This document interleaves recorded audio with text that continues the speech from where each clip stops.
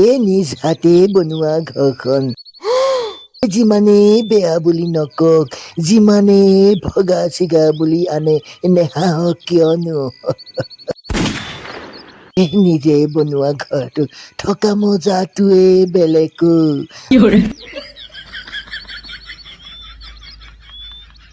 আপোন ঘৰখন কিবা বহুত আপোন আপোন লাগে